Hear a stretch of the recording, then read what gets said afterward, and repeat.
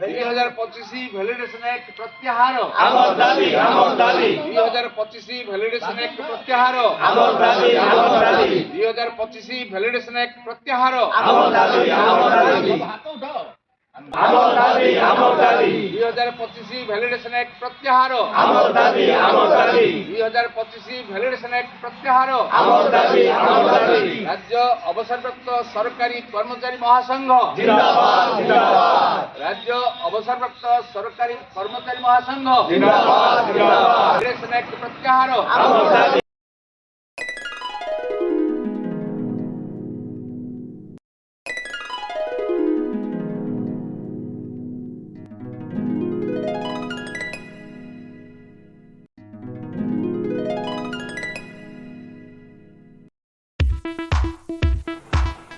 दश दफा दाबी नहीं बेलगुंठा अवसरप्राप्त कर्मचारी संघ तरफ बीडीओ को स्मारक पत्र प्रदान। मंगलवार दिन सर्वभारतीय राज्य सरकारी पेंशनर महासंघ और ओडिशा राज्य अवसरप्राप्त कर्मचारी महासंघर निष्पत्ति अनुजाई 10 दफा दाबी नहीं बेलगुंठा अवसरप्राप्त सरकारी कर्मचारी संघ तरफ एक शोभायात्रा अनुष्ठित होगा सह स्थानीय बीडीओ को दाबी संबलित स्मारक पत्र प्रदान कर जाइछि। मंगलवार दिन पूर्वाह्न 10 घंटा समय बेलगुंठा अवसरप्राप्त कर्मचारी संघ उपदेष्टा श्री पद्मचरण महापात्र नेतृत्व में बहु अवसरप्राप्त कर्मचारी कोलीसाई स्थित कार्यालय निकटर एक शोभायात्रा बाहरी विभिन्न स्लोगान दे कोलीसाई मेन रोड ब्लॉक छक होई बेलगुंठा ब्लॉक कार्यालय निकट में पहुंचते। सेठारे अवसरप्राप्त कर्मचारी माने विभिन्न दाबी संपर्क में स्लोगान देवा पर स्थानीय बीडीओ श्री सिंघीपुरम हरि को 10 दफा दाबी संबलित स्मारक पत्र मान्यवर प्रधानमंत्री और मुख्यमंत्री उद्देश्य प्रदान करथिले। प्रधानमंत्री और मुख्यमंत्री उद्देश्य प्रदान कर जाइथिबा स्मारक पत्र मुख्यतः 2025 मार्च मासरे पारित होइतिबा आर्थिक बिल मध्यरे वैलिडेशन एक्ट को प्रत्याहार करने, समस्त को एनपीएस और यूपीएस बदल में ओपीएस देवा,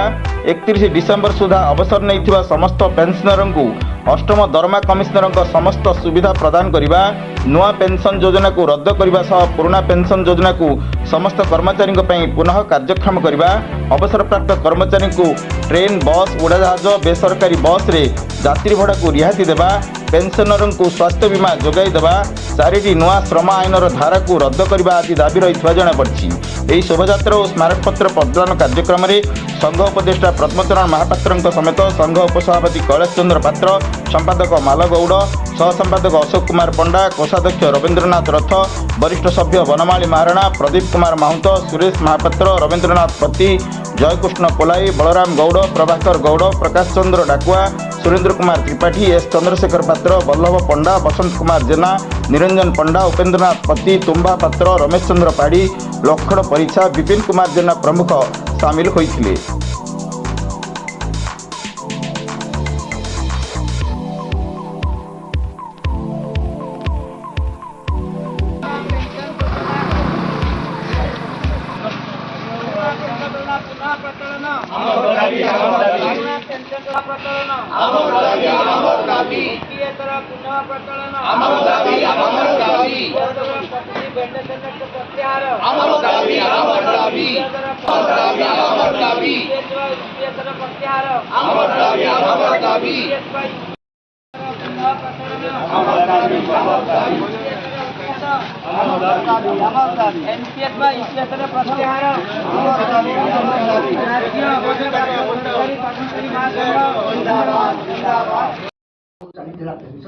पेंशन आमको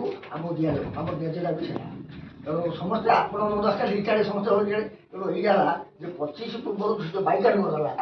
किए 20 वर्ष के 25 वर्ष पेंशन पाते से आम दाबी जो प्रकार आम बेनिफिट पाऊँ बेनिफिट एक्ट जो बर्तमान करदल संविधान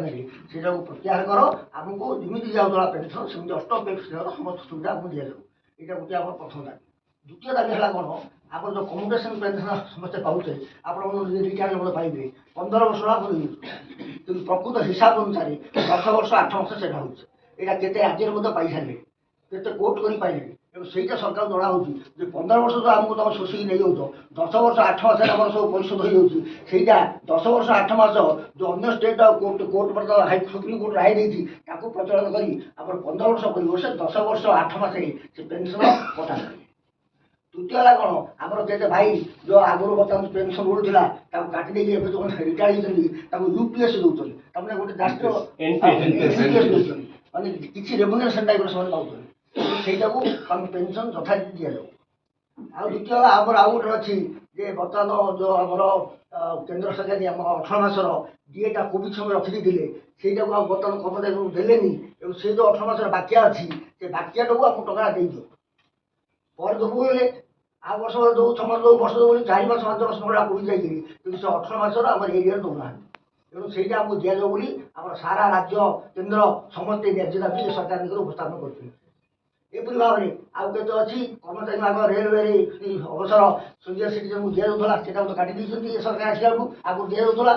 ଆଉ ସ୍ୱାସ୍ଥ୍ୟ ଭତ୍ତା କିଛି ଦିଆଯାଉ, ଏସବୁ ପ୍ରତିରୋଧ ଦେଇକରି ଆମେ ଗୋଟେ 9 ଦଫା ଦାବି ବର୍ତ୍ତମାନ ସରକାର ଦେଉଛୁ। ଆଜି ଆମର କେନ୍ଦ୍ର ରାଜ୍ୟ ସରକାର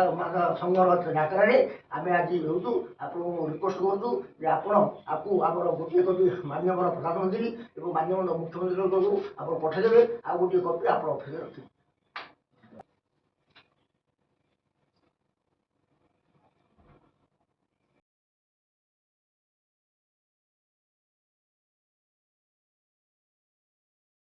ଅବସରପ୍ରାପ୍ତ କର୍ମଚାରୀଙ୍କ ବିଭିନ୍ନ ଦାବି ସମ୍ପର୍କରେ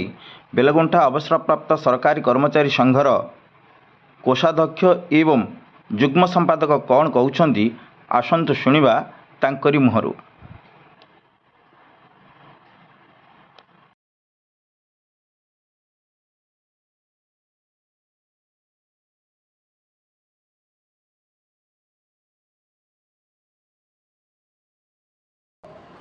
आज 2026 मसीहा एप्रिल मास 21 तारीख आज सारा भारत वर्ष रे पेंशनर माने दाबी दिवस पालन करुचंदी एवं आमर विभिन्न प्रकार दाबी नहीं आमे बेलगुंठा सहर परिक्रमा करिया परे ब्लॉक ऑफिस रे आसी वीडियो को आमर दाबी पत्र दाखल करिछु एवं से दाबी पत्र वीडियो को जरिया रे आमर माननीय मुख्यमंत्री एवं यशस्वी प्रधानमंत्री निकट को आमर दाबी पत्र जीव से दाबी भितर प्रथम दाबी अच्छी आमर 2025 मसीहा मार्च मास 25 तारीख रे पार्लियामेंट जो भैलिडेशन एक्ट आनी पेंशनर मानकर विभिन्न सुजोग सुविधा को सब बातिल करिसंती ताको बातिल करी पुनः आमर पूर्व भली जमी आम पेंशन पाउथुलु से भली पेंशन पाइबा पई सरकार व्यवस्था करिया पई हम अनुरोध जणाइछु। ता सहित आमर 80 वर्ष जो 20% अधिका पेंशन दौरान से 20% को आम दाबी करूँ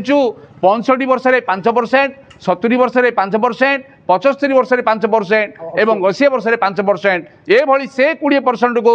आमर भाग करी 20 वर्ष देले आम उपकृत हो पारंतु। तृतीयतः आमर पेंशन भोगी माने जो कम्यूटेशन आनी से बाध्य बाधकता 15 वर्ष रिकवरी करुँच किंतु 10 वर्ष 8 मास रिकवरी करने कथा किंतु ताकू 15 वर्ष करी अजथारे पेंशन मान को बहुत किसी क्षति सहायपाई पड़ू। चतुर्थतः आमर ओपीएस पूर्व प्रचलन थिला किंतु ओपीएस काटी ताकू एनपीएस करा जारी फल आमर पेंशन माने अति कम पेंशन पाई चलियार असुविधा होची। तेणु सरकार बारे आम बर्तमान दाबी करुचु पुनः ओपीएस प्रचलन करी समस्त को पूर्ण पेंशन दि जाऊ। आउ कौन अच्छी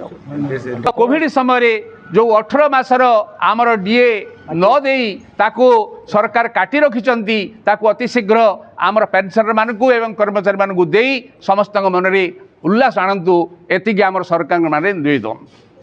आज पत्र माननीय वीडियो जरिया आमर प्रधानमंत्री एवं मुख्यमंत्री को प्रदान करिछु एवं आशा करुचु आमर माननीय मुख्यमंत्री एवं यशस्वी प्रधानमंत्री आमर अनुरोध को रक्षा करी आमर सबु दाबी पूरण करिवे। जय जगन्नाथ, जय जगन्नाथ, जय जगन्नाथ। आमर दाबी होची आज ऑल इंडिया रे समस्त से दाबी दिवस पालन करा